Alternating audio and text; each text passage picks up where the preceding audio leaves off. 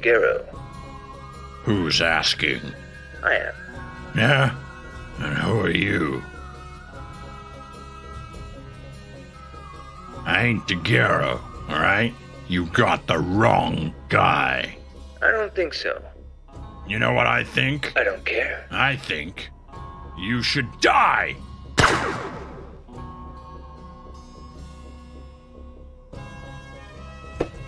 Always the same.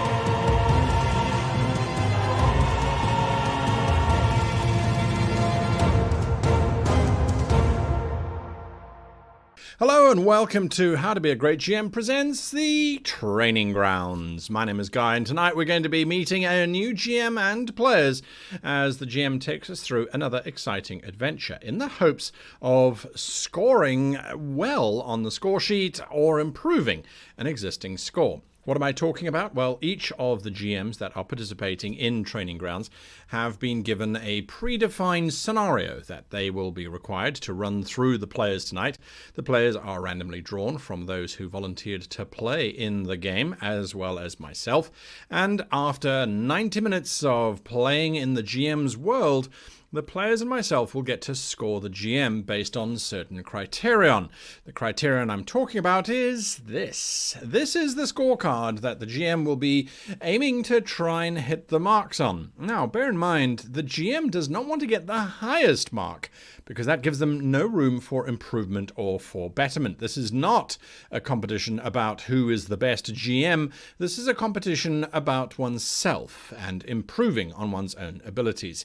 Now, you can see we've got various categories there. We've got the rules. How are they applied? Are they applied correctly or at least appropriately? There's story categories. What's the tone or the pacing like? There are NPCs, critical elements of the game, of course. There's style, and then, of course, table management itself. So what will happen is each of the players and myself will give the GM a score out of 5, meaning that there will be a total of 25 points that they can score per item. And at the end of it, I will present the scorecard back to the GM and to you, the viewers, and take them through some of the salient points, areas that can be worked upon and improved upon for the following week.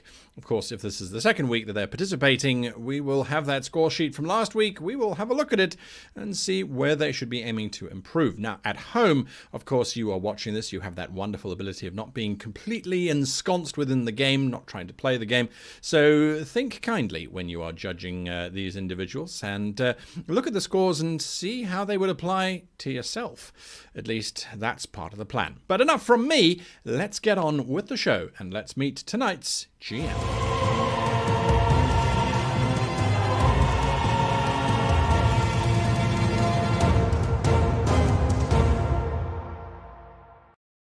Hello, everybody, and welcome to the show tonight. And straight out the bat, thank you all for tuning in and joining us as a new GM takes the hot seat in Training Grounds this evening. And we wish her the very best of luck on that front. I've got some new players with me, some old faces as well. And so it should be a very fun and entertaining evening. Now, before we kick off, a few housekeeping rules. Please, if you, not if you're going to comment, I hope that you comment in chat. That's why we do have it there. We are streaming both to Twitch and YouTube, so sometimes responses might seem a bit odd if they're coming from one of the moderators because they're posting to both channels. But aside from that, if you are watching and you have commentary on what the GM is doing, or any of the players for that matter, and you want to question why the GM is doing that or comment that you do it differently, try and always make sure that it's in the most constructive way possible. So if your GM or the players do something that you disagree with, say why you disagree with them and how you would do it differently, and hopefully get a different outcome. That way we can all learn from each other. So there is that. And to answer Garrett McKinnon's question, these videos are available on my YouTube channel. That's www.youtube.com/howtobeagreatgm, and they're available straight after the show, so you can grab them then. Now, Hillary, you joined us a while ago as a player. You are now a GM. How are you doing? I'm fine. I'm fine. Look at camera and smile. Yes, absolutely. Hillary, you got a very brief briefing last week. Have you prepared much? Yeah, I've got some notes. I have some stats. I have some characters prepared. Hopefully it's enough. I'm sure it will be. Now, how did you get into GMing in the first place? Well, I've had friends throughout my life that have played D&D, but up until about 4 years ago, I never had the chance to actually be at a table consistently. When my wonderful beloved DM approached me, we worked together at Trader Joe's at the time, and he said, I'm thinking of putting together a game. And I was like, heck yeah, let's do this. So we started playing, and I just got totally hooked. And I've always been really into storytelling and environmental storytelling. I find really interesting. And so it was just kind of a natural fit for me. As I got more comfortable with it, I was like, let's try something. And so my first time DMing was actually for my birthday. I prepared a one shot for my friends, and it was super fun. And I was panicking the entire time, but apparently they couldn't tell. So hopefully something similar happens today. There we go. I like that. Now, someone in chat has said, I've seen this GM before, but where? Where else can people see you? I am a question and answer show host for a wonderful channel called Realmsmith. And so if you've seen my face, that's probably where. I also get to run sessions for the Discord server, because we have a role-playing Discord server where we get to run sessions for our players, and it's super fun. That's actually where I've done most of my GMing now is for Realmsmith. Super cool. Super cool. All right. So then joining us, we have Chriselle. How are you doing, Chriselle? You looking forward to playing Tajo the Cleric? I am. It's been so long since I've been able to play, and I'm so excited.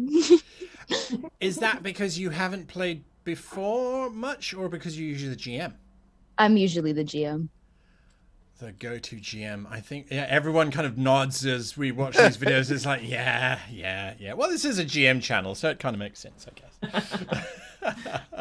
Spike, you have returned. You're no longer in the hot seat. Are you relieved? Yeah, I guess. It was fun, so I'm just happy to be here. Lovely. Looking forward to playing Ishka. You asked to play Ishka. Why? I find her an interesting character, and there are some things I was thinking about with her. Which reminds me, Sasha, you seem to be very sturdy for a mortal.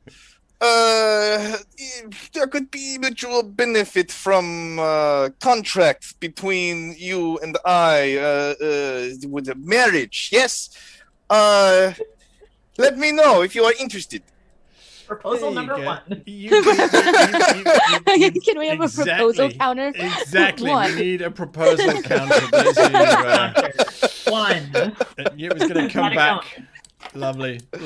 We then have our not so diminutive Jonty joining us, playing Bracklaw. Jonty, what intrigued you about Bracklaw?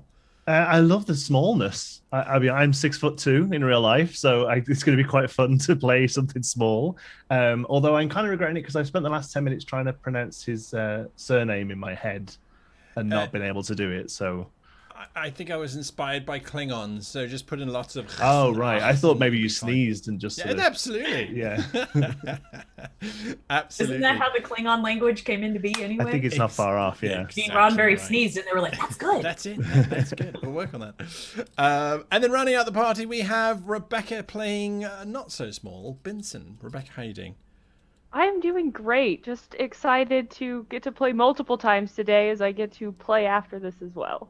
Oh, fantastic. Nice. Fantastic. Do you GM ever, Rebecca? Yes, I GM as well. There we go. All right. Well, Hillary, you've got a whole bunch of GMs sitting here with you. So you should be in good hands. Okay. Now, as there's another chat question, I'm going to answer that very quickly. So what has happened was last week, Thursday, Hillary got sent an email by our wonderful marketing goblin, who is Lauren, the moderator, in chat. And it was 3 or 4 sentences, if that. Cryptic. 2 sentences. Oh, you got the short one. Okay, so it was sort of 2 sentences going, make an adventure around this. Oh, and it has to be 90 minutes long, which is not really enough time to make anything out of anything. But that's part of the challenge, is time management. Not so much can you make 90-minute adventures, but more can you manage your table to maximize the time that you have. So there we go. Now, Shadna Sen says, you shout out to Lauren, the moderator. That's right. Lauren is in chat, I believe, as is Laura Bones, who is also a moderator as well. So big shout out to both of them for keeping the chat. There we go. Lovely. Right. And with that, Game Master, you have 90 minutes. Are you sure we don't have more stuff to talk about? Okay. Here we go. So you all know each other because you have a common employer, Mama McDougal, who works at McDougal's McDoodads. She is an old dwarven artificer, tinkerer. You're not really sure. She makes incredible and wondrous items, and you are her gophers. She sends you throughout the city to go and fetch random items that she might need for whatever she's making that day. And you have all received an urgent message from her this morning, asking you all to congregate and come together post haste. So you approach her little shop and you notice the curtains are drawn. As you get to the door, you see the closed sign is on the door, and within you hear clanking and clanging and some frustrated grumbling. And as you open the door, several bubbles swirl out and fly past you, and a ball of yarn goes in between your feet and back down the path. And as you enter the store, you see that the usually pretty crowded shop has been hastily cleared. Like everything just got shoved to the sides. And in the center of the room, you see a beautifully created gilded hand cart, the kind with one pole on each corner meant for 4 people to carry. And you see the gray hair of Mama McDougal poking up on the other side as you hear her like tinkering in there. And you hear her say, she just yells out, "We're closed!" Oh, then Indeed. darling, I'll come back later. Thought we were called. And so on hearing your voice, she pops up and her eyeballs are huge because of her like magnifying glasses that you know she uses when she's trying to get into the minutia details of things. She goes, oh, excellent. It's you guys. Cool. And she comes scuttling over to what you know she calls her equalizer, which is a short set of stairs with a little platform on top so she can be eye to eye with her taller customers and employees. She goes, oh, good. I'm glad you made it. Oh, so as you know, today is the coronation of the great Thane. Long may he reign. And of course, Mama McDougal has to provide a gift. I mean, who would I be if I didn't? And that's where you guys come in. Strange things have been happening, and something tells me somebody's trying to sabotage my gift. So I need you guys to help me make sure that me and my present get there safely. Is the saboteur you? I mean, half the time that seems to be the case. Listen, you. I don't need none of your lip today. This is a big day for Mama McDougal. Yes, I thought you luckily, needed our protection. Luckily, I don't have lips. Is the package nearby, or? Yes. She scuttles down her equalizer and disappears behind the counter. You hear some more rummaging. And then she comes out walking like she's carrying like a cup that's way too full or something. She's just walking, trying to be super, super steady. And she's carrying a like a wooden box. I warn you, it's a little unstable. And she opens the box, and inside you see an intricately crafted metal sphere. And you can see within it are more spheres set within each other, and they're all like skeletonized. So they have like large pieces missing, not large pieces, but so you can see things inside, and they're all spinning in different directions. And she goes up to the hand cart, which you did notice that coming from each of the 4 corners is a like spindly arm that when she like pushed her weight against the cart, they all kind of shifted so that the center of them stayed in the same place, like they're all gimbaled. And she puts the sphere up near it, and it just kind of locks into place, and you see it kind of sitting there. And as it locks into place, you hear and magic like sparks start coming off of it. Is think this you safe? broke it. I mean, maybe, probably. It's a little unstable, but it should be fine. Don't you And- have No, go ahead. what do you call the slaves here? Employees to do this for you. I think that's us, Ishka. Don't you worry. We'll carry that box for the thing for you. Do we have to keep one on each pole? In which case, Bracklor, you probably should ride up on my shoulder here. How degrading. But yes, I've got a feeling I won't be able to reach the handles. Well, I'm sorry I'm not a great steed upon which you might ride your little self, but, you know, my shoulder's just as fine. Of course. As you guys are talking, you start to notice like a quiet music that swells and ebbs and flows as you guys are conversing. Can I have everybody roll me insight checks, please? I do not like this. What is it? Did you just call them out? Yeah, go for it. I got an 8. 14. 3. 8, 3, 17, and what did you get, Chriselle? 15. 15. Okay, so Chriselle, Tajo, and Bracklor, you, as you're hearing this music and watching your friends converse, you start to realize that the music is responding to their movements and their emotions as they're speaking. And you realize that the music is coming from you guys. Ajo just kind of like lets out like a tiny like, ha, ha, to see if it like changes. In that moment, you do hear like the music swells a little bit and becomes like this surprising jaunty tune. So each of you is realizing that each of you has a different instrument coming from your movements. So, Tajo, what instrument is coming from you? As someone who loves Orpheus, a lyre. A lyre, okay. Ishka, what instrument is coming from you? Mongolian horsehead fiddle. Okay, cool. I love it. Bracklor. Mongolian horsehead tuba.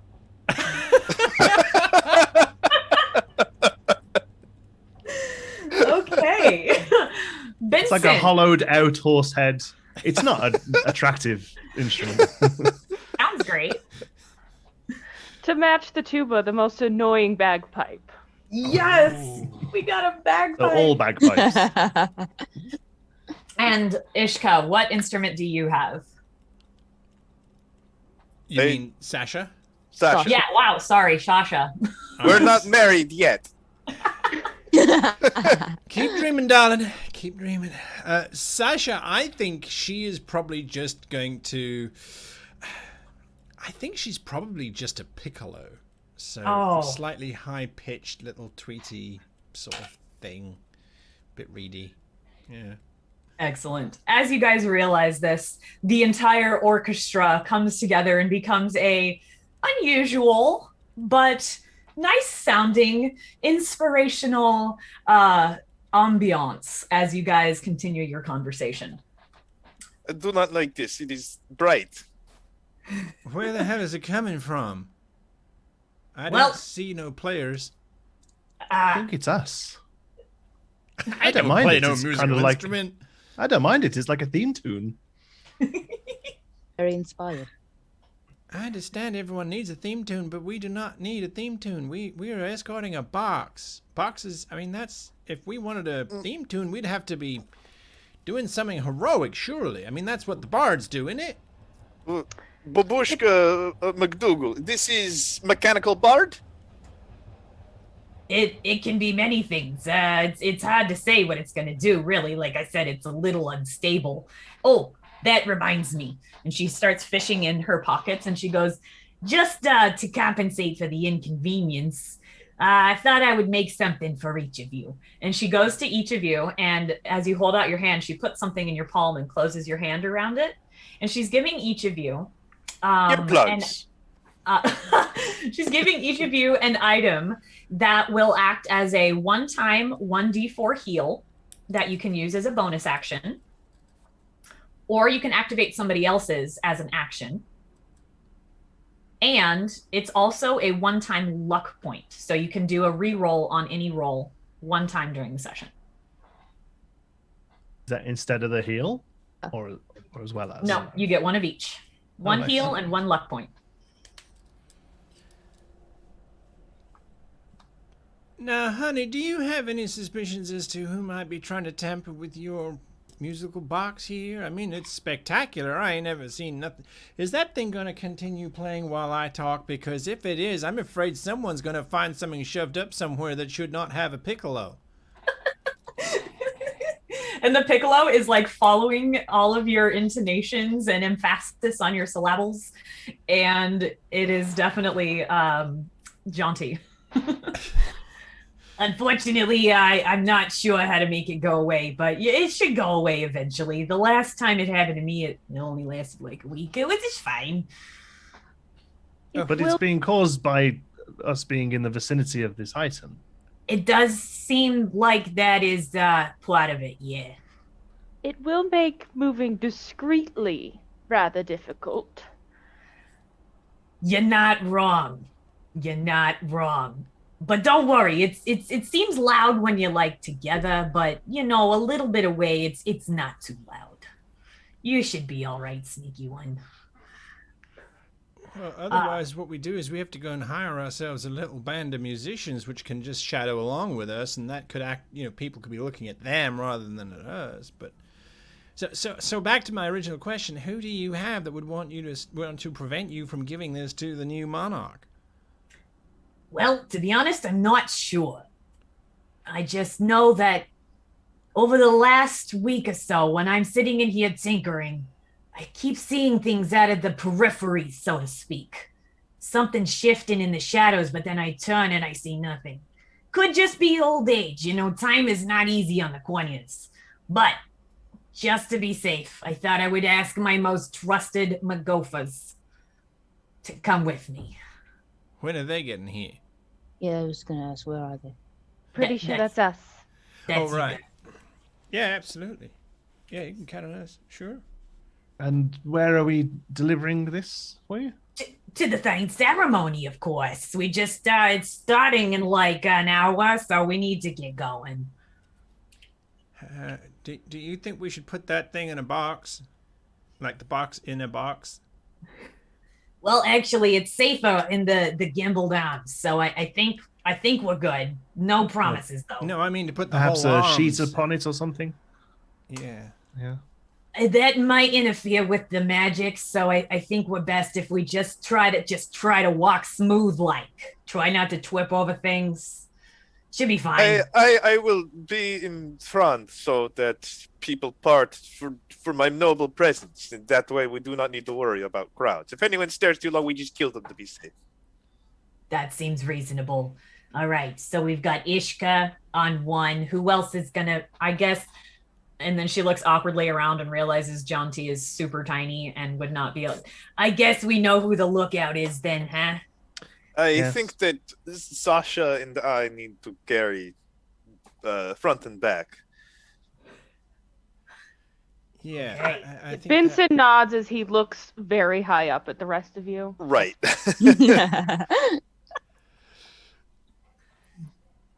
All right, let's head out then.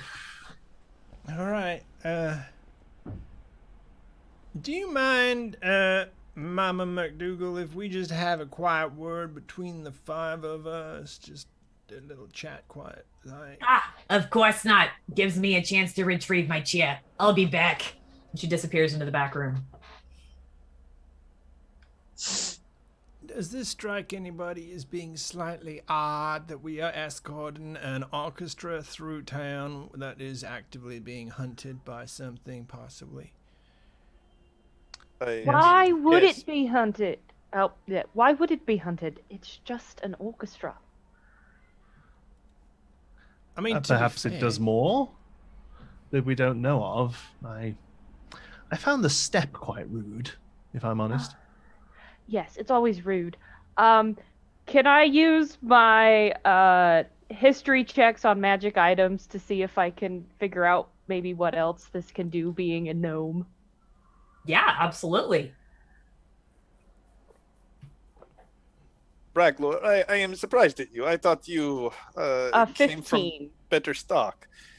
You should know that a gift is not about what it does, but about the face that it brings one when giving it to someone of import. Yes, and did you see your face when you suddenly started making noises?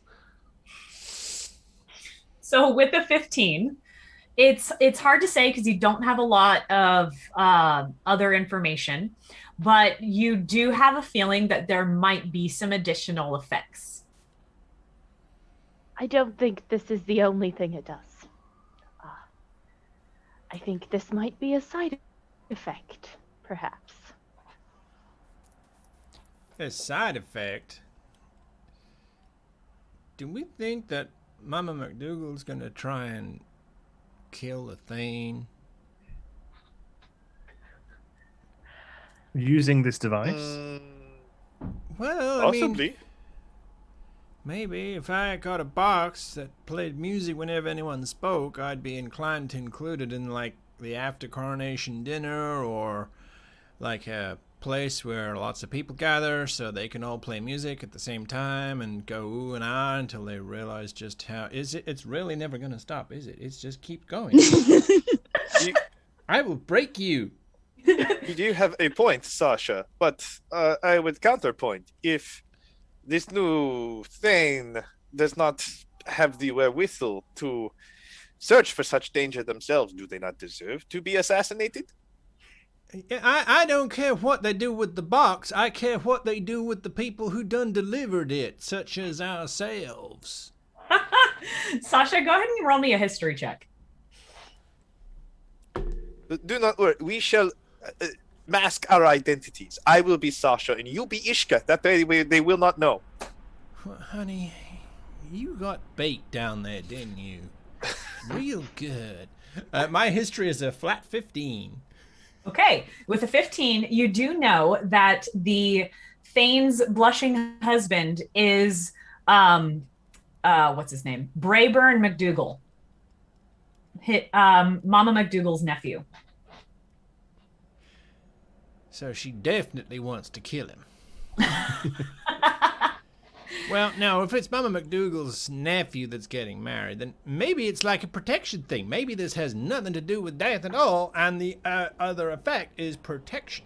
Huh? Or long life, or, I don't know, something like that. Either way, we should leave quickly once delivering package. Yeah, Right I as you totally say agree. that, you hear a shuffling, and Mama McDougal pushes through the curtain to the back, and she's sitting in a gilded floating chair that is in a very similar construction to the handcart. And on the bottom is a glowing orb that seems to kind of pulse with energy. And she goes, "All right, you guys ready to head out? And I assume you're going on top of there. I'm going to be sitting in my chair." At least we will be inconspicuous. No, probably not, but it's gonna be fine. Let's go. And she just goes out the front door. This is her equivalent of wearing a big hat at a wedding, then. Yeah. Oh, yeah. Cool. Oh, and you do notice, so Mama McDougal is very broad, even for a dwarf. She is almost round. She's so broad. And her frizzy gray hair is always pulled up into a loose bun. Her long gray beard is always in braids, and there's always a million tools and things stuck in her hair that she can have them for easy access. But you notice that today she has on her nice robes, her good robes, and she's brought out her nice staff. She always walks with the staff and just kind of like shuffles along with it. But today she's brought the one that has like some gilding in the wood. So she's definitely ready for a party. And aunt to royal consort, you say? Huh? Sorry? An aunt to the royal consort, you say? Yeah. There's no Mr. McDougal. Oh no, I long outlived him. He's been gone for a while. If I might propose something, Tajo and Vincent, perhaps you might want to flank us on either side, but about 10 feet into the crowd, just in case there is any kind of trouble. That sounds like an excellent idea. Alrighty, so now we're going to go into a skill check portion as we see how well and steadily you can carry this unstable device.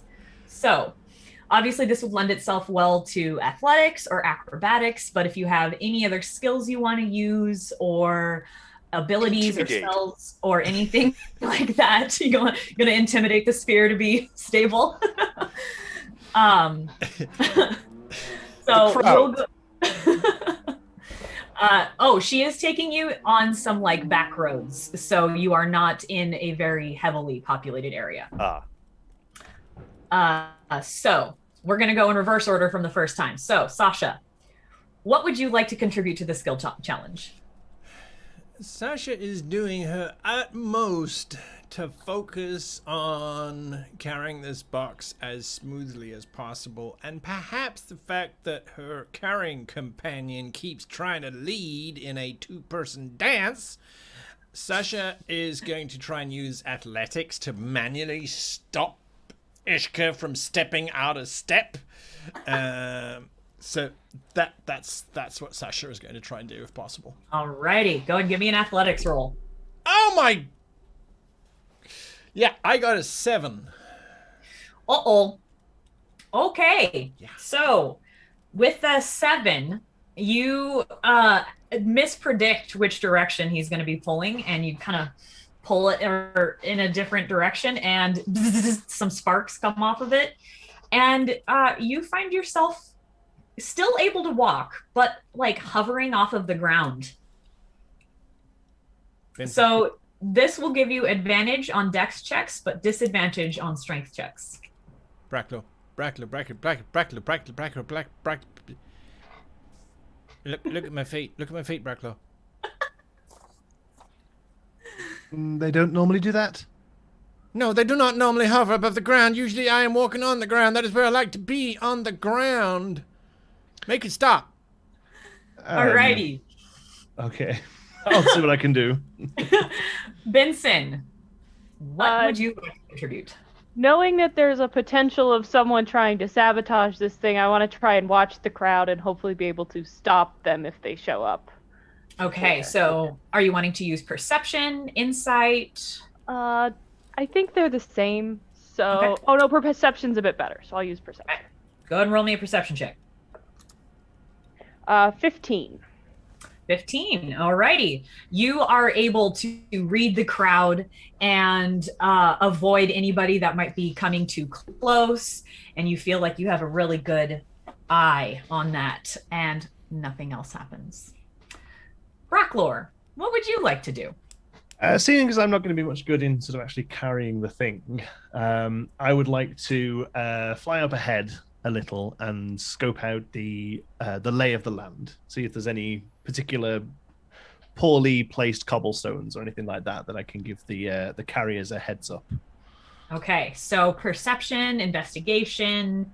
I'll go investigation just 'cause it's slightly higher. Okay. And it's an 18.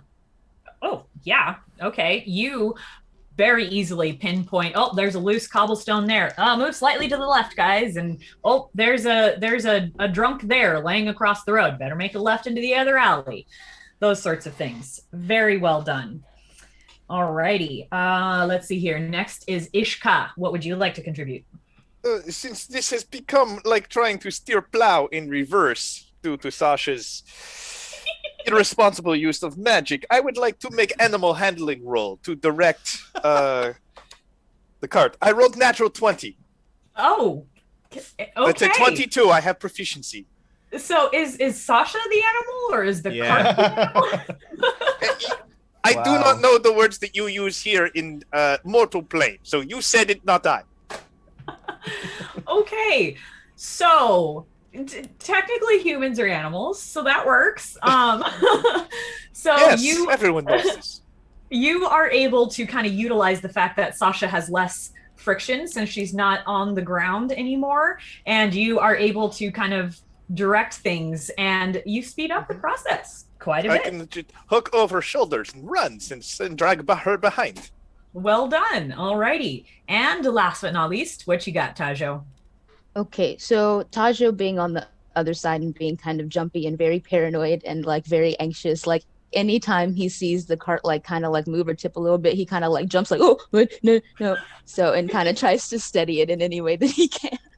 Yes. Okay, so that can be acrobatics or unless you have something else as a suggestion.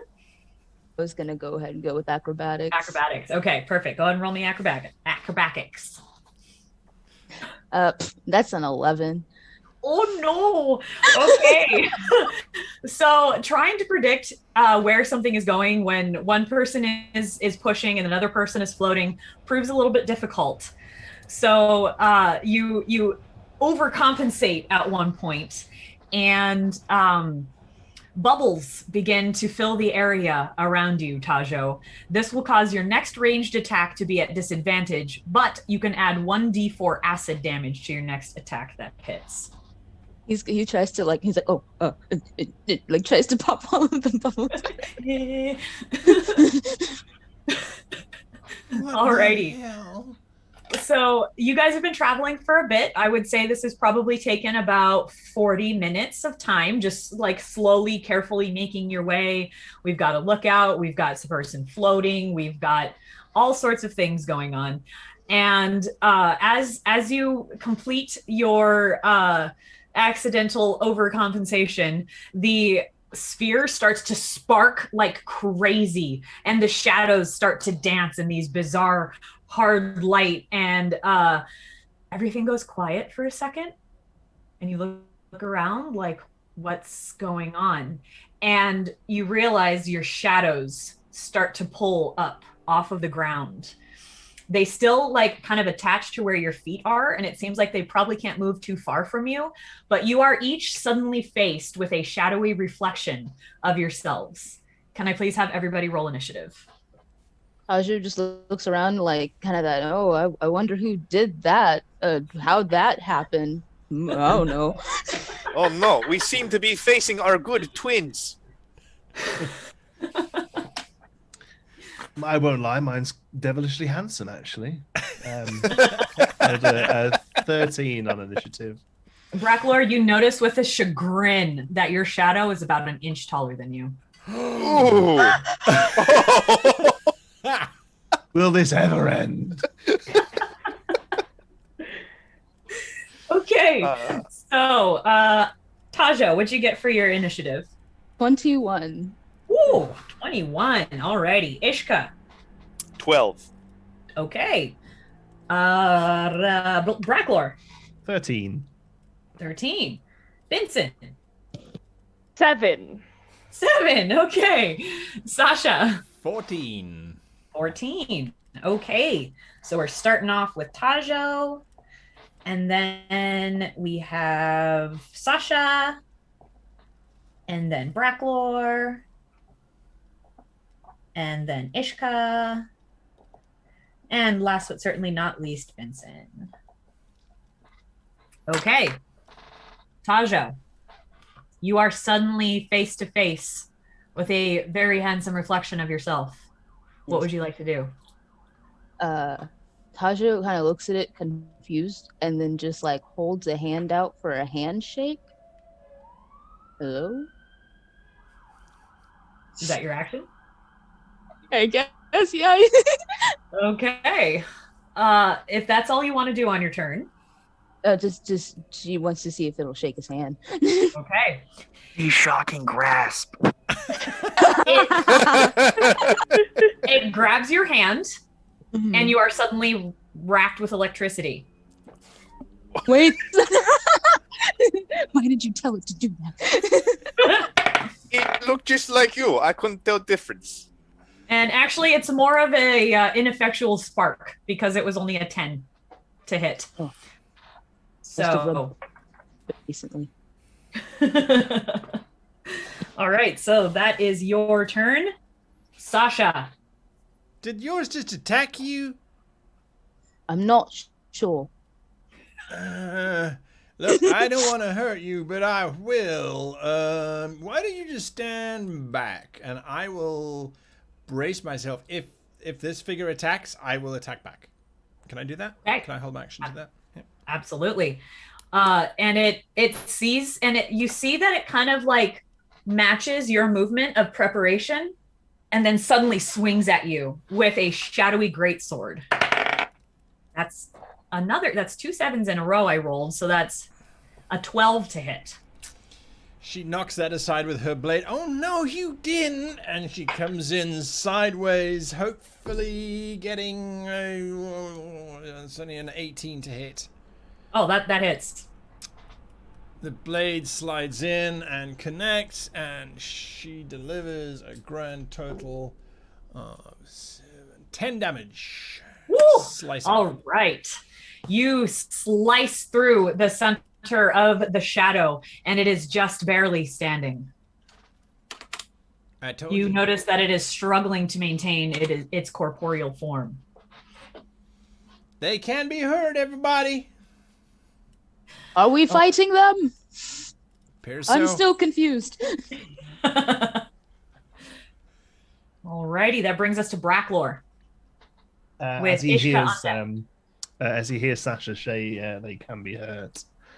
He says, "Oh, good," and casts magic missile straight at mine. Okay, roll me some damage. Okay.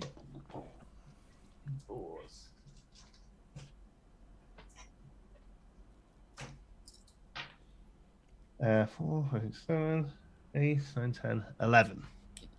11 damage. Okay. So your magic missiles, they go wide and then they come in and blast against this thing. And it's like blasting holes through like a screen door or something. It just kind of explodes through. And you notice as well, this thing is barely standing. And it looks back at you with rage and releases a tiny version of a breath weapon. So I need you, Bracklor, to make me a dexterity saving throw, please. Okay.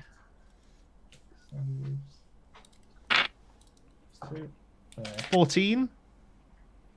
14. That is enough. So you will take 4 reduced to 2 fire damage. Reduced again to 1 because you're resistant, aren't you? Yeah, I sure am, yeah. Okay. Alrighty. So that will bring us to Ishka with Benson on deck. That can be only me! And I charge with my battle axe. Me! And as you say me, the orchestra crescendos. So I am also going to activate my rage, causing swirling black liquid to fill my eyes until they go complete black, and I get a 22 to hit. Yeah, that'll hit.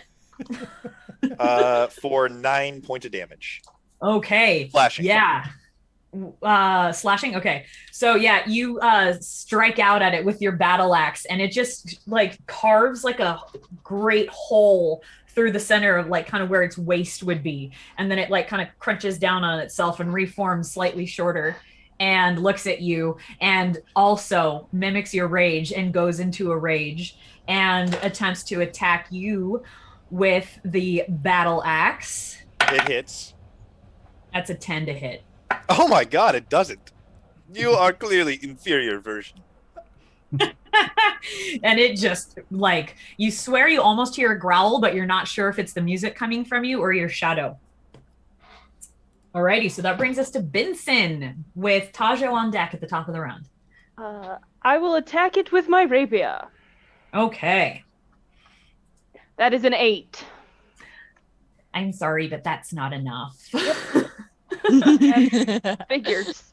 It does a move that you're very familiar with, this like super fancy dodge that you have perfected over the years, and you are unfortunately unable to hit it. And it with its momentum, it carries it around and tries to slash at your knees with a dagger.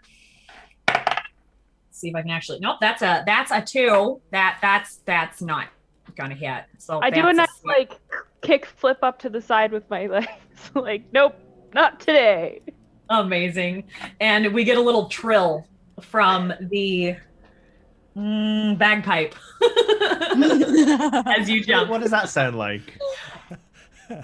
You're not getting that out. Worth a try, isn't it? Was it worth a shot, eh? Okay, so that's Tajo with Sasha on deck.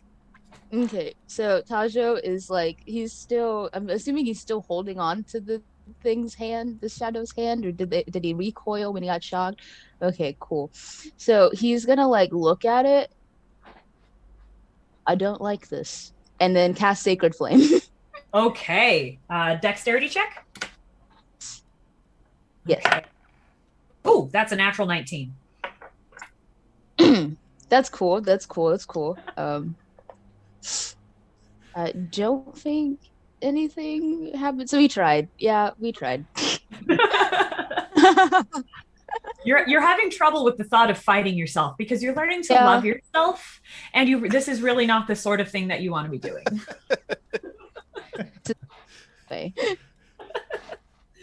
Alrighty. So then he will look at you and attempt to shock and grasp you again. Ooh, that's a 17 to hit. That does not hit. Oh. Again, you feel like somebody has a buzzer in their hand and you shook their hand, and it's like slightly annoying, but it doesn't really hurt. Alrighty. So Sasha with Bracklor on deck. I have had enough of these God's damned music. I am still floating, Bracklor. I don't want to float, and I don't want to fight this thing. And she swings her great sword for the head of the shadow to make her point. She gets a 17 to hit. Ooh, that'll hit. I've just had enough. I don't know what to do. That's 10 damage. Okay, you blast this thing out of existence, and it just settles back down to being a normal shadow. And as you were attacking and freaking out, the Piccolo's just doing up and down scales real fast. Anybody need help with this shadow? She says, looking around. You are now free to help somebody else with their shadow. So, well done, Sasha. I can't make words happen. Okay, so that brings us to Bracklor with Ishka on deck. Bracklor looks over at Ishka, just having took a chunk out of his and falls down. It's like, the thing that made it shorter, how did you do that one? That was, I quite like, no, never mind. I'll cast Firebolt. Okay, roll a hit. 7. Oh, unfortunately, it scoots right past its head, doesn't even hit it. Also, are you not resistant to fire? I am. I'm not sure whether my shadow will be. And it's looking pretty rough. It's looking pretty rough. Alrighty. So, it is going to attempt to whack you with a shadowy version of your staff. That is a 10 to hit. Ooh, misses. I cannot roll above 10 today. We were just talking about this. That's fine by me. Alrighty. You just don't even move, and the staff just kind of passes through you ineffectually. Alrighty. Ishka with Vincent on deck. I am going to switch to one-handed grip on my battle axe and do a quick swipe to cause my inferior double to step back while I draw the club from my side and take out its kneecap with that using the shove maneuver. It's going to be an opposed athletics or acrobatics check. I get advantage because of my rage. That is a 24 with a natural 20. Yeah, you win. Consider this your decrescendo, and then I use offhand attack bonus action to put end to inferior version of self here. That is a 22. That'll hit. For 7 points more damage. Okay. Yeah, you have completely destroyed this shadowy version of yourself. No, Well no, done. not of me. Clearly not. This clearly inferior, bad replica from inferior magic. Children's refrigerator art. Yes, exactly.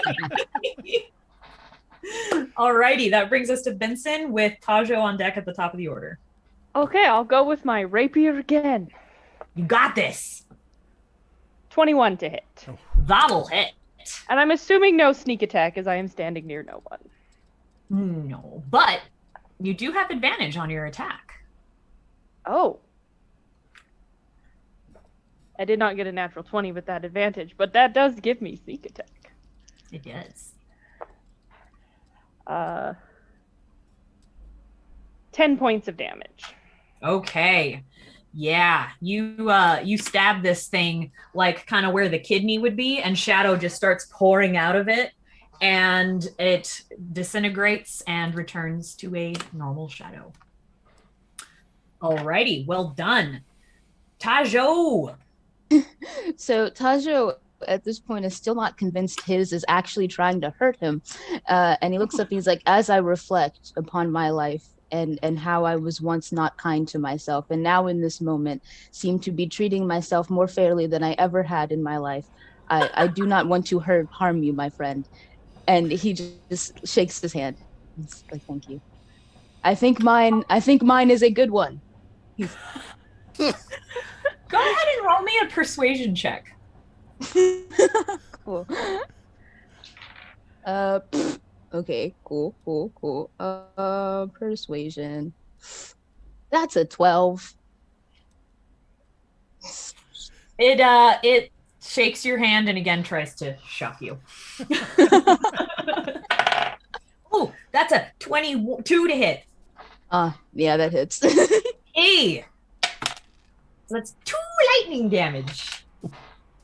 And so he takes it, he's like, oh, never mind. Alrighty, that brings us to Sasha with Bracklor on deck. Oh, honey, this ain't you. It's just gonna die. That would be 19 to hit.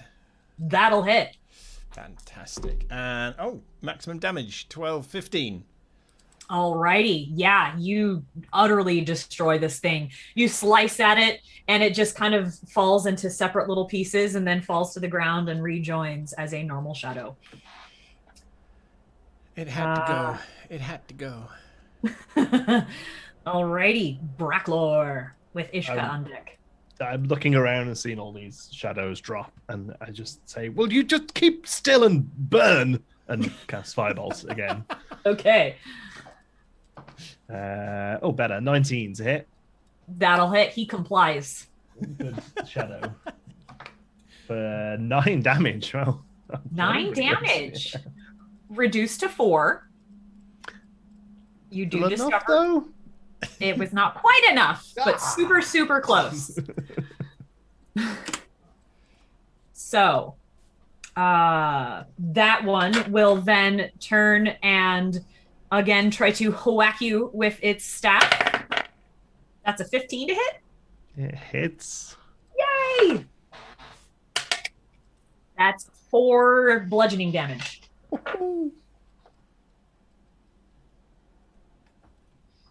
Alrighty. So that brings us to Ishka. I attack Bracklor. Okay. The dark one, though. The dark one.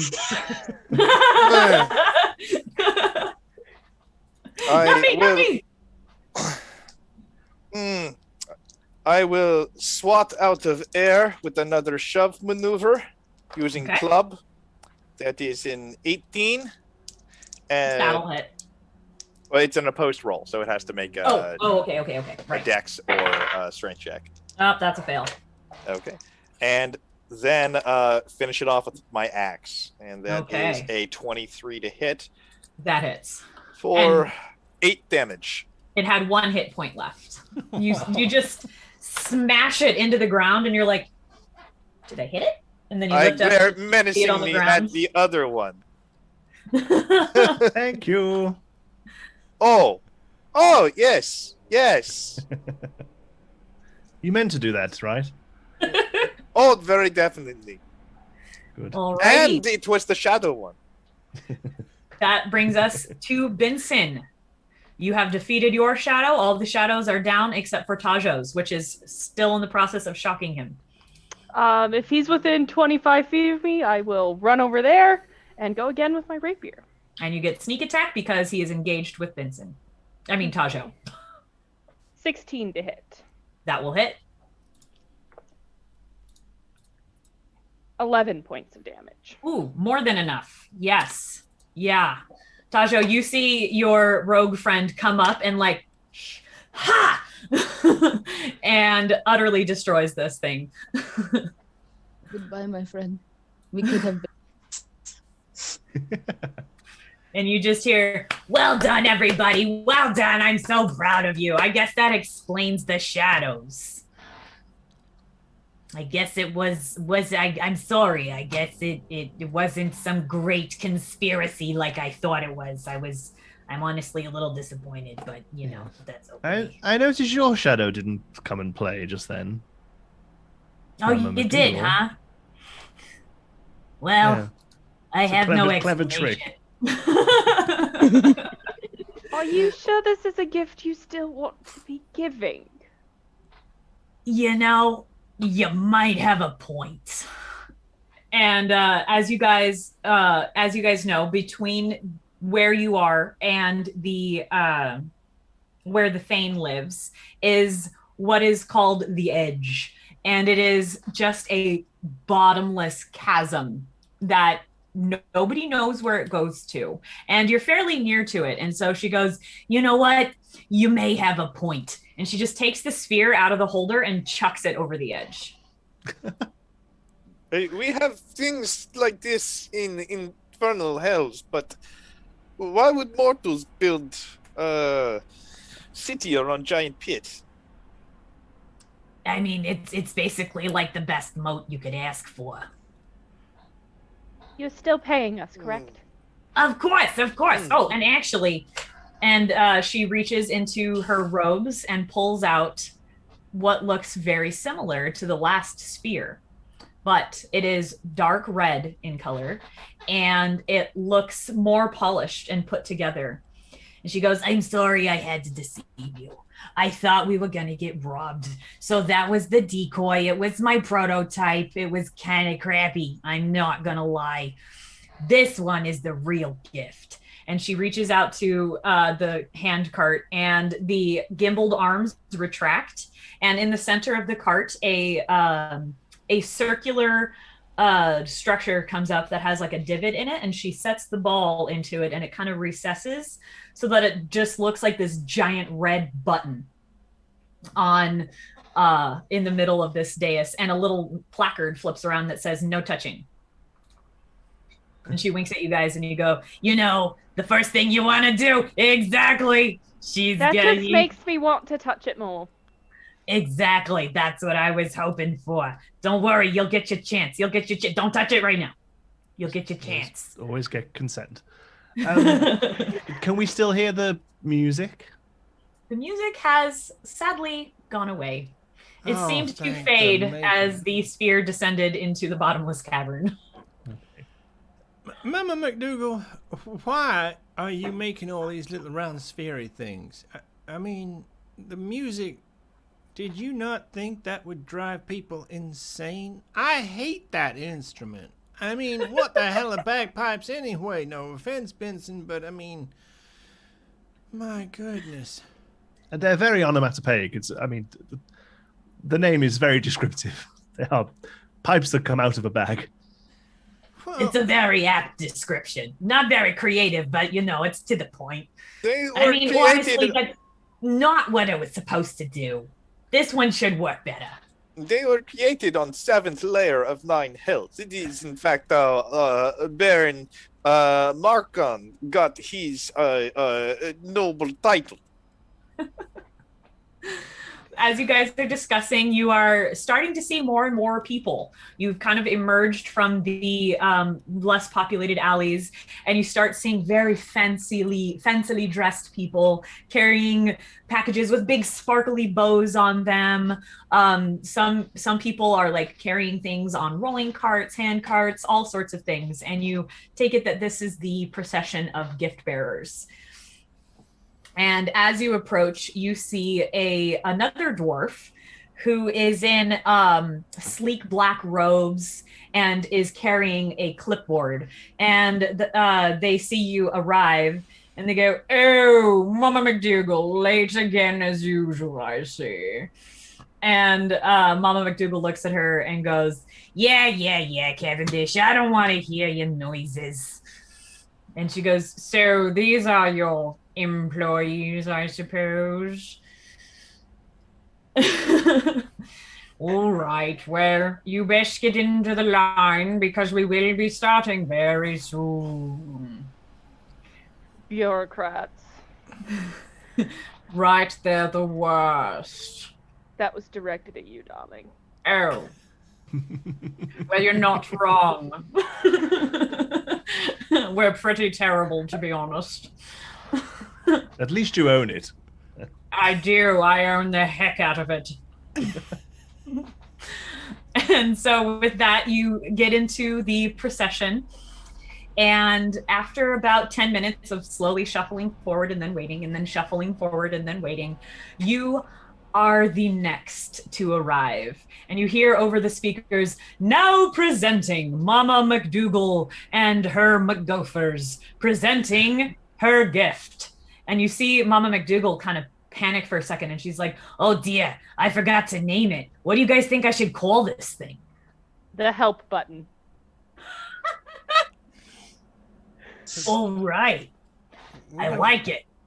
Red sphere seems to describe it. I think I like the help button. Hemorrhoid describes it, but we're not going to call it that, are we?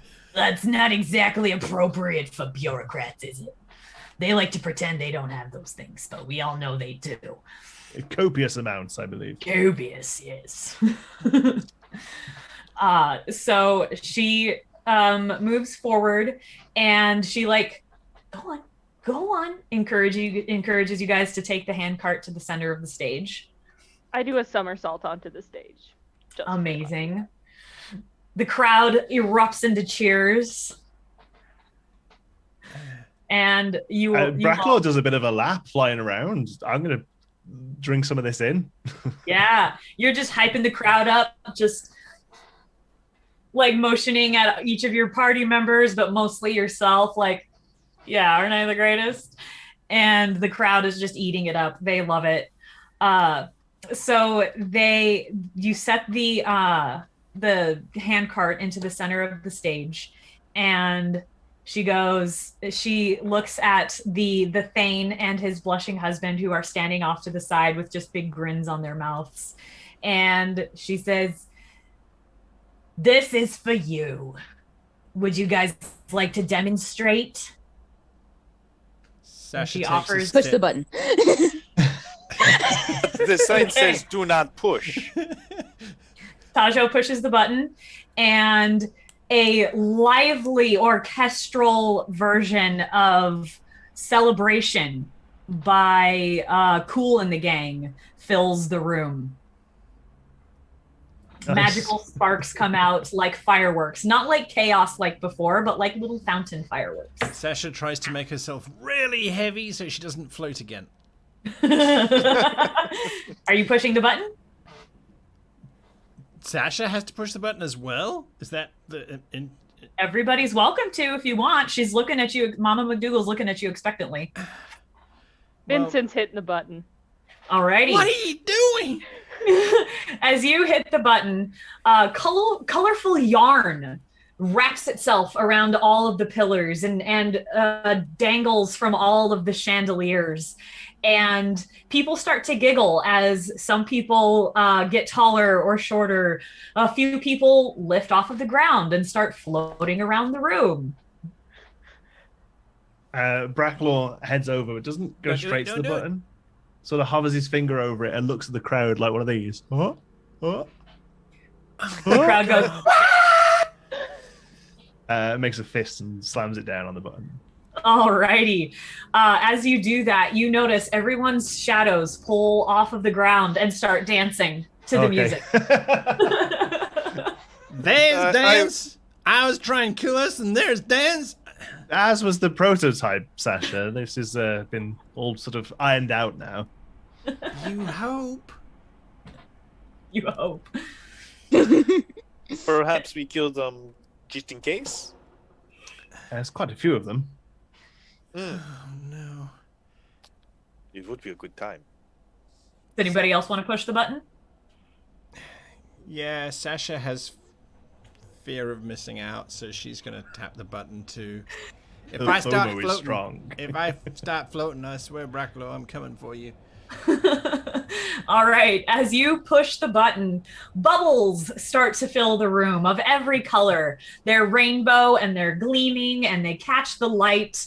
And then you also start to notice that some people start to light up like disco balls and they're just shining. And so with the light from the disco balls and the bubbles, there's just rainbows being cast all over the coronation chamber. Oh my god. Ishka, you better push this thing. Make it stop. Bracklaw just wanders over to Sasha and puts a loop of rope around her ankle and sort of pulls it tight and says, just in case, it's about as best I can do. What do you mean, just in case? What the hell are you going to do if I start floating upwards? Tie the other end of this rope somewhere solid. Oh, yeah, that makes sense. Okay, fine. I do not like this. It is chaotic, but in interest of future alliance between nobility, I will push button. All right. As you push the button, the room fills with the most delicious scent you can imagine. It smells like your favorite Burning dessert. flesh. It smells like your favorite dessert. Oh, yeah, so burning flesh then, yeah. Burning flesh. If you want to Sweet stick with meats. that, you're welcome to. But No. Sweet meats, obviously. Sweetmeats, of course, sweetmeats. Okay. What does it smell like for you, Tajo? Dragon berry pastries. Oh, that sounds good. Benson, what's yours? Trifle. Oh, yes. I had that at my wedding instead of wedding cake. Sasha. It is definitely going to smell like freshly baked banana bread. Oh, yes. And Bracklor. It is actually burning flesh, but we call it flesh brulee. Very appropriate for a fire dragonborn. So you guys are surrounded by smells that bring you back to your childhood or some of your favorite memories. The room is gleaming, the music is pumping, the crowd is dancing, and you dance your way into the night. And at one point, you hear Mama McDougal's voice fill the room powerfully and effortlessly. And she says, "To my dearest nephew and his wonderful husband." And she winks at the two of them. "As you learn to rule our realm and maintain the control necessary to be a good leader, may this help serve as a reminder that some things are just beyond your control, like family. May it ever provide enough surprise to keep life fresh and fun. You're gonna need it. We live a long time." And that's where we will end the session. Oh my, okay. Fantastic. Lovely. Look at that. I have no idea where we are on time. I am blanked out. Okay. Interesting. Lovely. Well, I think everyone enjoyed that. I think my shock is like, but I want more. Yeah, I could have done another couple of hours, man. I was getting into it, yeah. Okay. All right. We'll give you a counter next time. Chat has asked for a counter, and I have not promised that I will give you one, but I will try to set up a counter. It will take something for me to do. But yes, I will try and set up a counter. So you still had 30 minutes remaining. Oh. That was only an hour. That was only an hour? I was so afraid of going overtime. No, you did a great job. I think everyone was engrossed. So there we go. Right. Well, moving along on that then. If that is that was great. That was lovely. That was a lot of fun. So, folks, if you guys can start to vote now, please, or score, I should say. You can start scoring Hillary. Does everyone have the link? Rebecca, do you have the link? Yes. I have Yes. All right. Please start scoring now. And we will bring those scores shortly. Here is me giving you some explanations on how the scoring works.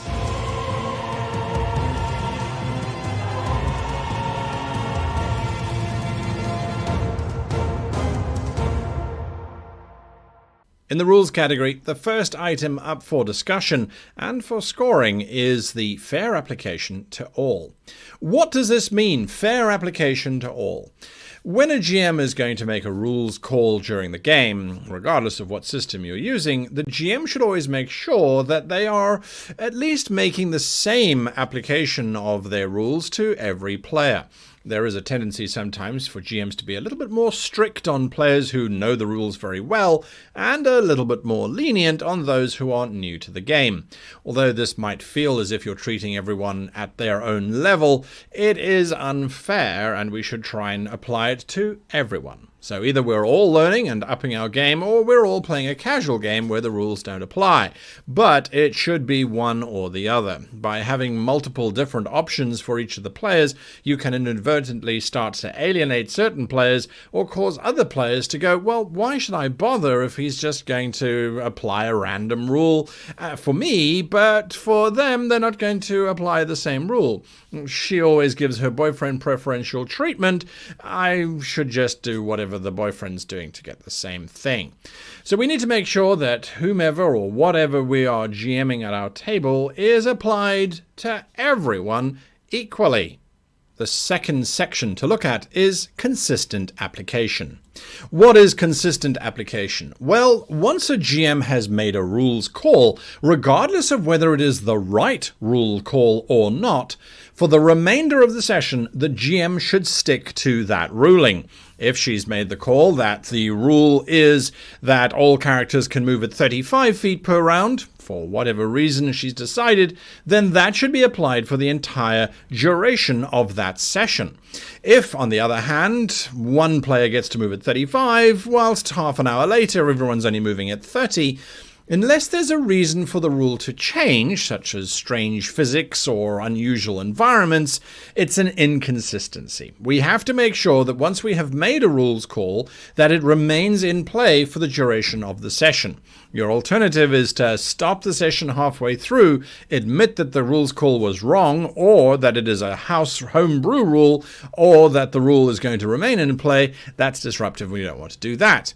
We also don't want to run with a rule, get to the end of the session and have players going, well, that's weird. Can we change it for the next session to make it back in alignment with the rules or to make it a standing rule?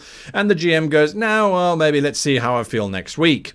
Consistency allows everybody to have an equal playing field, and that's ultimately what we're looking for, is we want the rules to be in the back supporting our game rather than driving our game or driving our players to distraction.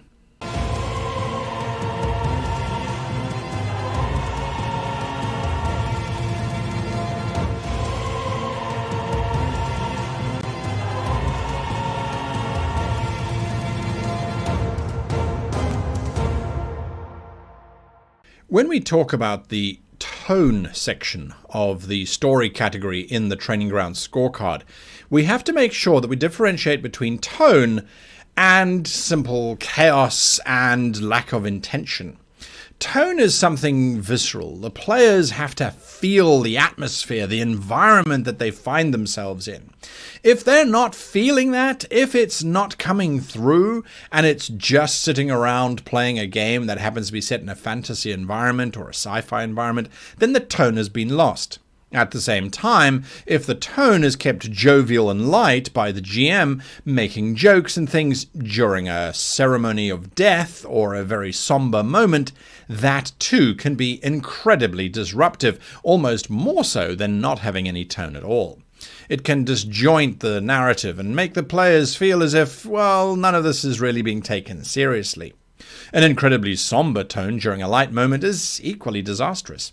So for the GM, it's all about trying to find that balance between the right tone, the right pace, and making sure that the players are getting all of that information. There are a few ways that they can do this, of course.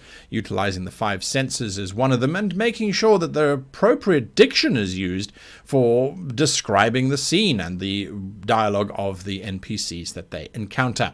Tone is very difficult and is a finesse level dungeon master or game master technique, in my opinion, as it is difficult to pull off.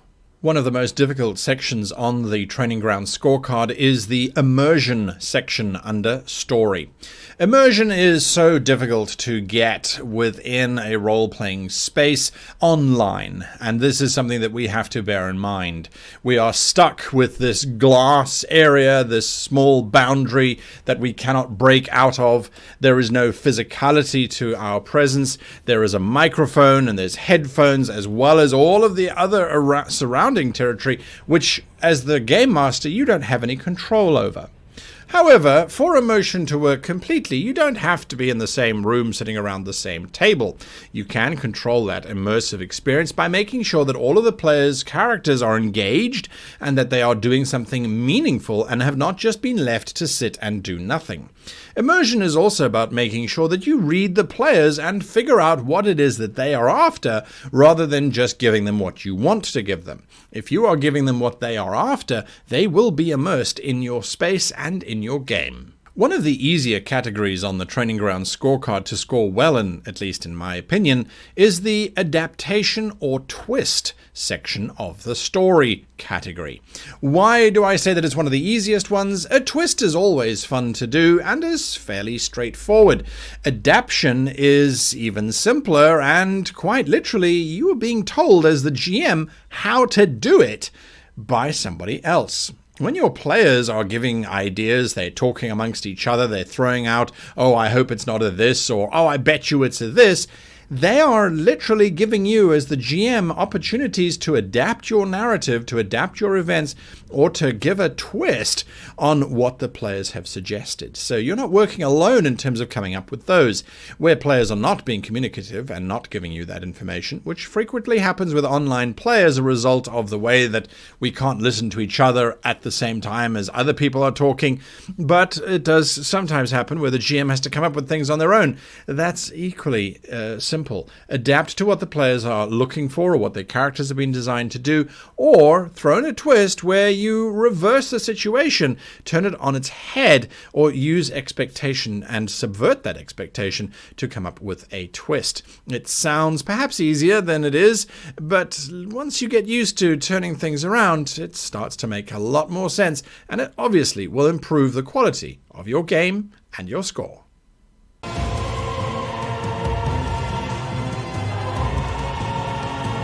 Right, hello everybody, welcome back. The scores are in. And I was just telling Hillary as I was putting them in, we have got the highest score achieved so far in Training Grounds. Not that it's a competition to see if you can get the highest score. It is just we have the highest score and the lowest score. Although I think everyone can assume to know where that low score comes from. So let's go through them. Before we get there though, Hillary, how do you feel you did overall? I think I did pretty good. I'm a little bummed that I forgot to start my timer, so I knew how much time I had, so I didn't end early. But I had a lot of fun. You guys were really great players, and it was just, yeah, it was fun. There we go. There was absolutely. You can't ask for more than that, right? You cannot ask for more than that. So here we go. Your scores. There they are. If we look at rules, everyone seemed fairly happy with your rule scores, your frequency of use, used appropriately, consistency of application, and fair application to everyone. Pretty good scores there. Nothing really to write home about.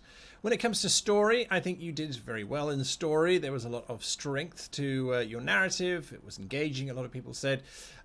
Your tone was good. You went for a light comedic tone, and I think you carried that the whole way through. I think you got quite lucky insofar as your players were happy to go along with that light tone, and I think everyone got chuckles out of everyone else at some point, which I think was great. Adaptation and twists. The fake sphere being turned into the red sphere, and then everyone thought it was going to kill everyone or not. The twist was that it just did more of the same. Maybe that might have been something that let you down a little bit. I thought it was quite nice to tie it back. But then perhaps something that could have happened was an actual someone trying to then sabotage the event. So that's perhaps where the adaptation twists come from. It does, however, give you something to work towards for next week when you come back, is to give us something that twists and turns and blows our little minds. Or not, you know. Then in terms of NPCs, generally speaking, good scores except for descriptions and logical actions. Now, impersonations, 24 out of 25. Literally, that means that almost everyone gave you a 5 out of 5. For your impersonations. I think your voices were on point, and I don't think they ever dropped. There wasn't ever a is that meant to be, you know, that Mama McDougal, or is that just some crazy old crone? I think those were well done and very consistent. When we look at logical actions, though, we then step back and say, well, why did she have to come with us? Obviously, she was presenting the gift, but there was no real threat to her when she was there by the shadows, for example. I think someone actually pointed out that why didn't she get a shadow attack? I think that could have actually added a lot of drama to the scene if she was under attack by her own shadow, and caused us to have to decide to defend ourselves or take on her shadow. But hindsight is always 20/20. I'm just trying to interpret the scores here from everyone. In terms of your descriptions, I noticed that chat was raising it as well, and it's a mistake that I used to make and still do make because I'm a slow learner. Your impersonations were on point, your voices were fantastic, but you forgot to tell us really what people looked like.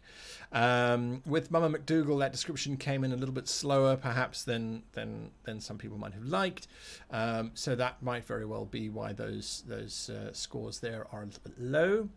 In terms of, yeah, I mean these are places that this is why we do this, is so we can look and say, oh, okay, interesting. When it comes to your style, again, pretty solid scores there. The senses were engaged. We've lost someone. What happened to Spike? Oh no, he lost power. He lost power? Yeah. Okay. I saw it in the Discord. That's going to make an interesting screen when we cut back to everyone sitting on screen. All over the place. Great. And I was so close to having a perfect technical stream. So close. It's okay.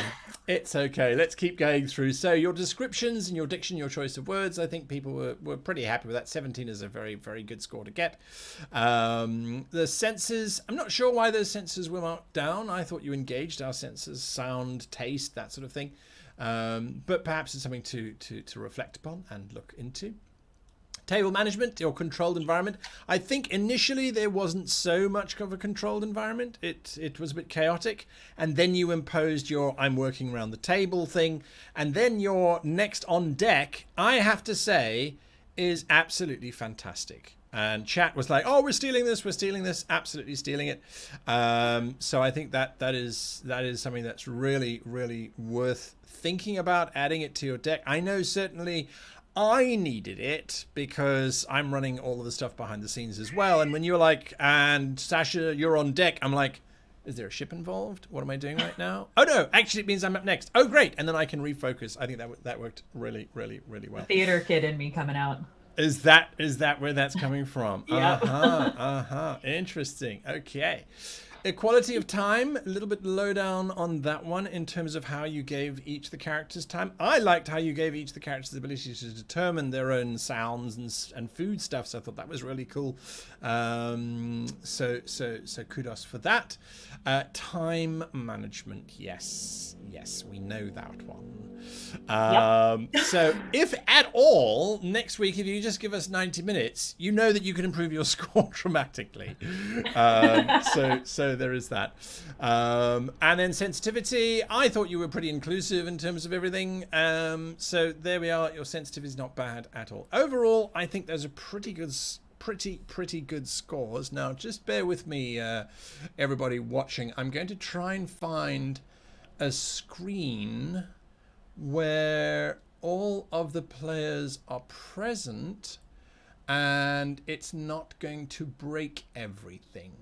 This will break most things, but not the one thing. So I think this will be okay. So here we go. We're going to try and do this.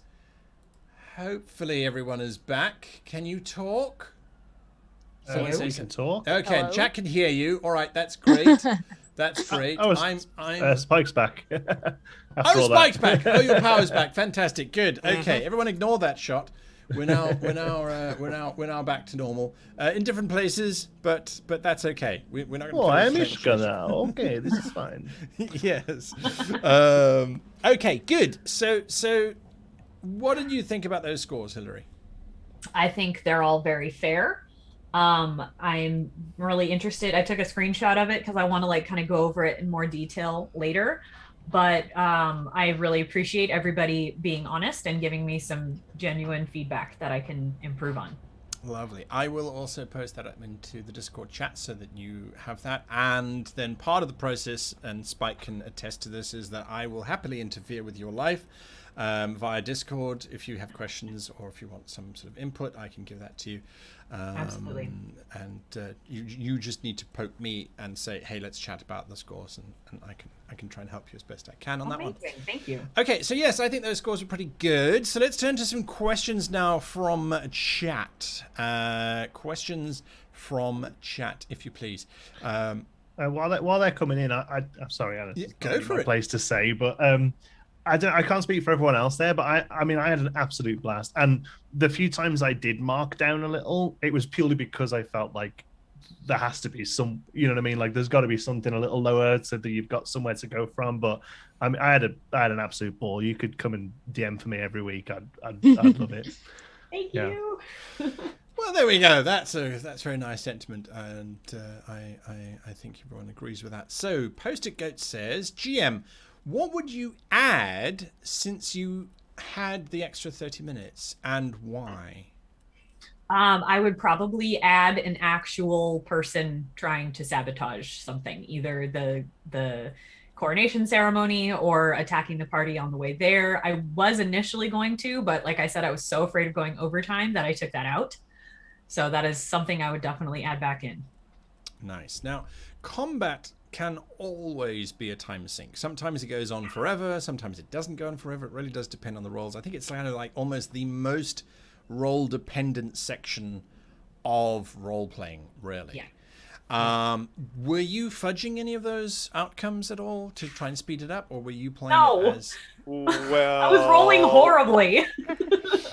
Yeah, that's true. That's true. The very last attack roll against Tajo's shadow hit on a 16, and Tajo has an AC of 18. Yeah. I did adjust the stats because they're shadows. They're not they're not everything that you are. So they had lower AC, lower hit points, lower stats. I picked one weapon and one ability from each character and just made a really limited version. So they weren't exact duplicates. Yeah. No. Yeah, lower stats but higher height for some. That was purely improv. I don't want to talk about it. No, that's great. And I think that's really important as well, to still keep that improv and RP up during combat, because I know you see that in a lot of games where it's like it's like Final Fantasy, right? You go and you go into combat and everything else just falls by the wayside, and I really don't enjoy that. So that was awesome to kind of keep that sort of joviality. Joviality. Thank you, Guy. Sorry, To I keep hate that being- level of joviality, because it was Yeah. quite a light-hearted session, right? So to keep that up during the combat, I think was a real good strength. Yeah, you guys all did a fantastic job role playing your characters, especially for just jumping into them. It was awesome. Yeah, that was a question that chat had occasionally.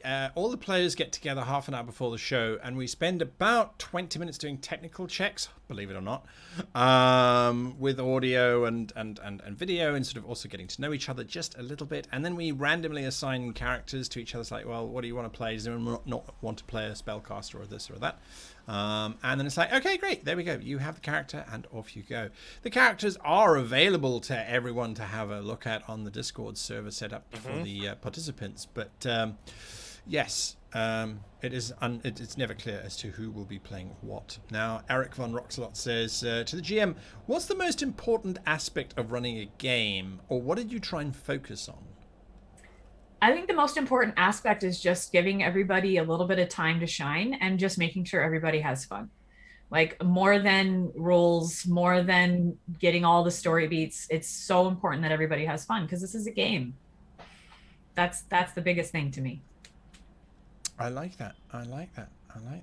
My one big takeaway from this that I'm gonna steal is letting all of us pick our instruments was awesome, because it didn't matter, right? Like mechanically or narratively, it didn't really matter.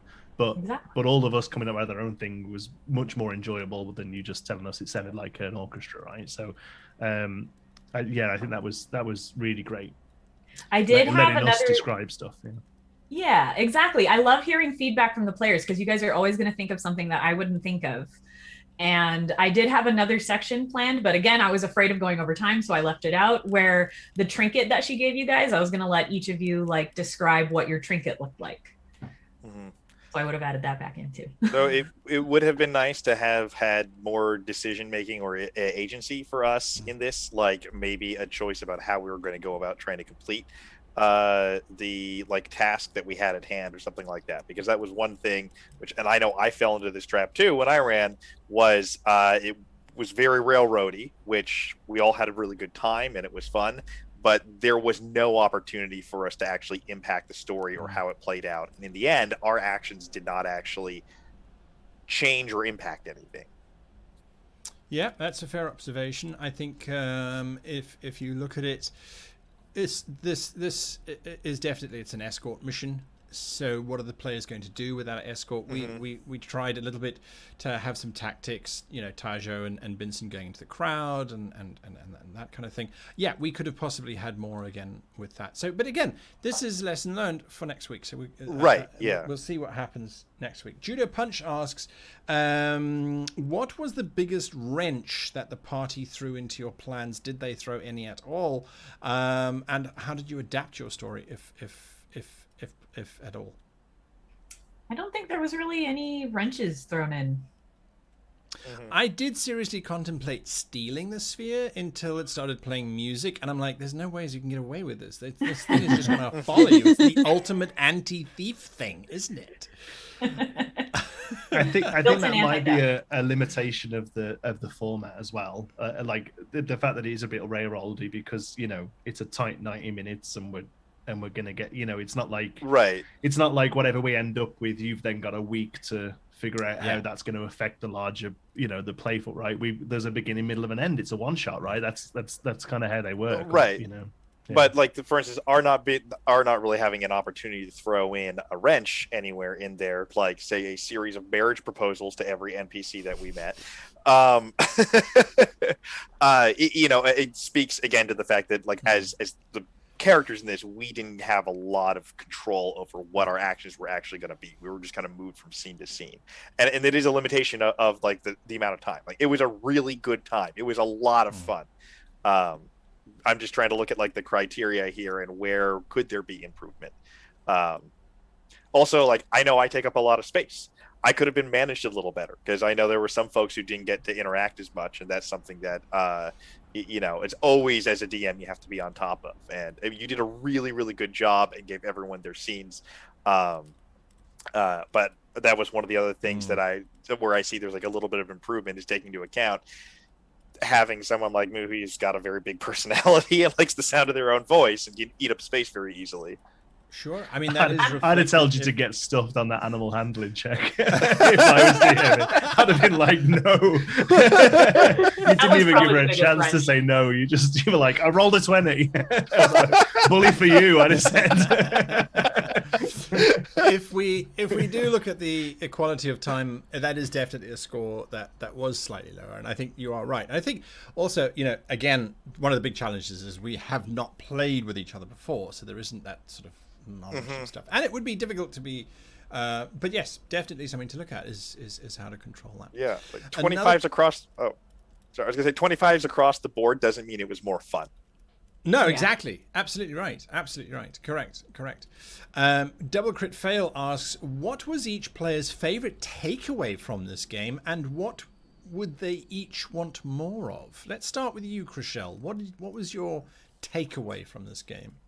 Okay, so my favorite takeaway thing was definitely just the unique kind of combat, the unique way we got into combat and how we did that. I thought that was pretty cool, and how we ended up like fighting our own shadows and things like that. I was probably steal that at some point. What I would want more of is just like everyone else said, I wanted to be like a little longer. I was like, no, I want to keep playing. Yeah, the combat was great. That combat could have quite easily been 5 bandits jump us, right? Do you know what I mean? But it was, and you wouldn't have even batted an eyelid. But it was really creative, yeah. Yeah. Chat also commented they quite like the shadows as an option. So yeah, Jonty, what was your takeaway? Like I said before, I really loved that. It's why I'm quite surprised that the final score was so low on this, because I really liked the fact that a couple of times you said, no, here you go, everyone gets their turn now in saying something, and you're always going to get players that are a bit more passive, right? And that's not a problem. But I really like that, hey, you did give that chance for everyone to sort of step up and say something. I thought that was awesome. And yeah, I could have played another 2 hours and wouldn't have fussed me at all. So yeah, that's a good sign, I think. Rebecca, anything that struck you? I liked the choice of getting to pick the sound and the taste and the smell and everything. It's something I try to get my players to select what their spells look like, but the one spellcaster never really wants to engage. And so it's starting to make me think maybe there's times I can also make like the fighter and the paladin also describe what they're doing, so that the spellcaster feels more comfortable going, oh yeah, no, my Toll the Dead sounds like this, or my Guiding Bolt looks like this. But I really wish we could have played longer, because this was so fun. Vincent was very fun to play. Yeah, I think everyone did step up and they really did play their characters, which I quite like. I must admit it was the most, I think, I don't want to say the most unique Tajo that we've ever had, but it was certainly the most soulful Tajo. It's like, I think you're my friend. It's like, what? I was rooting for Tajo. I felt like we were all playing Tajo's story tonight. It's like figuring out who they were as a person. It was awesome. Yes. Spike, did you take anything away from this? I really enjoyed the NPC characterizations. Yeah. Mama McDougal was a lot of fun. That does get to one other thing I wanted more of, was descriptions of everything else. Because we got the senses for the machine and what was happening, and after Mama McDougal came out again for her formal wear, we got a much better description of what she looked like. But, the rest of the world, the people that we saw, like... is there salt in the air because it's near a sea or something like that? Like there wasn't a lot that would, like, we were having to fill in a lot of those blanks. I would have loved to have seen more of that because of how creative what you did show us was. Yeah. Okay. Yeah, I have an image in my head of what Mama Doodle looks like, but I couldn't tell you what Cavendish looked like. Mama Doodle was really fleshed out. Or like the area that the ceremony was or the street we were wedding. walking down. Yeah. True. Correct. And also, you probably found that if you'd have really filled out description of all those, you'd have probably hit the 90 minutes, right? Yeah, that's what I'm thinking. Yeah, I have this like fear of just like talking at people, so I'm afraid to like take too much time to do descriptions. But I think I'm learning that I need to take some more time to do that. Yeah, and there's a Goldilocks area, right? Like you don't want everyone to be Tolkien describing every leaf on a tree, you know. But there's yeah. Yeah, and it's a good way to bridge people's actions. This kind of gets to what Rebecca was talking about with making combat more interesting too. You take that space between each player's action or statement, you describe how their action affects the world. In combat, this is a way for you to make it fancy, whether they're a spellcaster or not, and set that example, and then you bridge that into the next player's action or the next thing that is happening.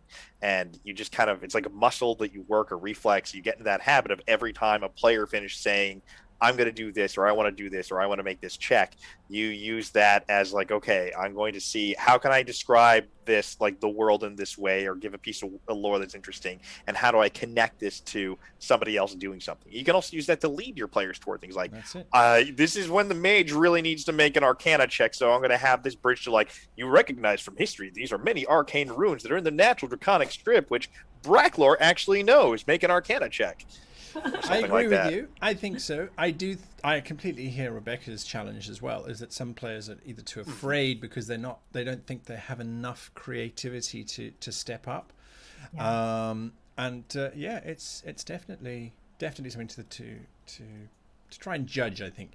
From my side, I really like the absolute lightness of the whole thing. I thought it was really novel, and it kind of leads us, as Spike was talking about, straight into another question that we got. And this one was from Johan Verrept, I should say, who says, or who asks, and now the question's just gone. It was right there. The chat's having a conversation about a whole bunch of things right now. He asked, how much information, or what was your original brief? Okay. So the original brief was the new Thane of Dwarves is being crowned, Barkeith McDraken. The PCs are tasked with escorting a gift from an old dwarf. There we go. Wow, yeah. So super skeleton then, yeah.